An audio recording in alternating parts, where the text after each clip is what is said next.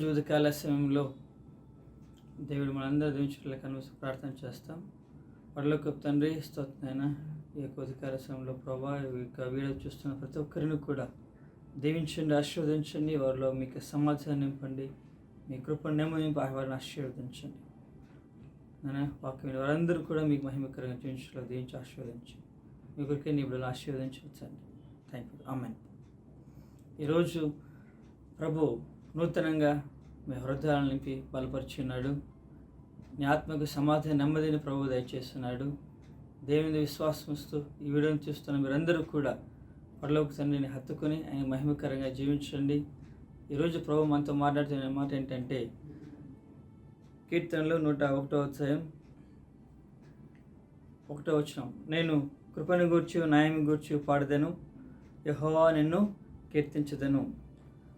ప్రభు మనకు ఈరోజు ఇస్తున్న వాగ్దానం ఏంటంటే, దేవుని గురించి ఎప్పుడైతే మనం స్తుతిస్తామో, ఆయన గురించి పాడతాము, అప్పుడు ఆయన యొక్క మహిమ, ఆయన మహిమల వాక్కులు, ఆయన యొక్క ప్రశస్తమైన సమాధానం మన హృదయాన్ని, మన జీవితాన్ని బలపరిచి ఎల్లప్పుడూ మనం సంతోషంగా ఉండడానికి దేవుని యొక్క మాట మనల్ని నడిపిస్తుంది.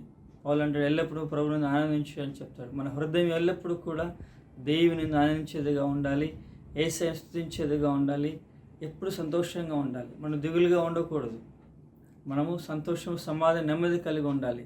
మన ముఖంలో, మన ఆత్మలో దేవునికి వెలుగు ప్రకాశిస్తూ ఉండాలి.